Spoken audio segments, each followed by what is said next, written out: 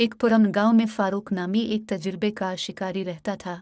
वो शेर के शिकार में बहुत माहिर था। एक बार इस गांव के करीब जंगल में एक आदमखोर शेर आ गया। चूंकि गांव वालों के खेत इस जंगल के पार थे, इस वजह से गांव वाले बहुत परेशान थे। गांव के चौधरी ने फैसला किया कि जो भी इस शेर को मार देगा, इसे 5 लाख रुपए इनाम दिया जाएगा।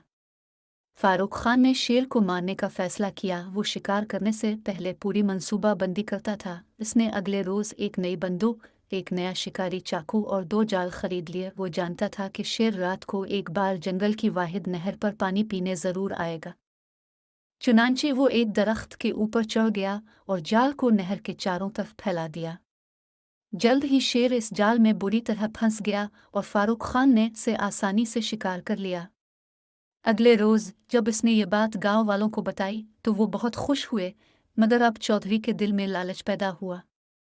इसने इनाम देने से इनकार कर दिया। अब फारूक खान को बहुत गुस्सा आया।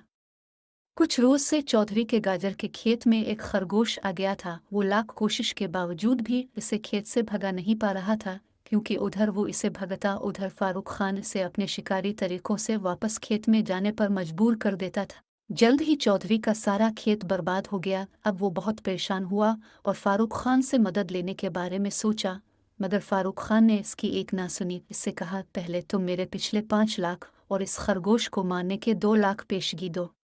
आखिर चौधरी को 7 लाख रुपए देने पड़े। तब कहीं जाकर उसने इस खरगोश को भगाया। अगर आपने भी किसी की रकम अब तक अदा नहीं की तो फौरन दे दे, कहीं ऐसा ना हो कि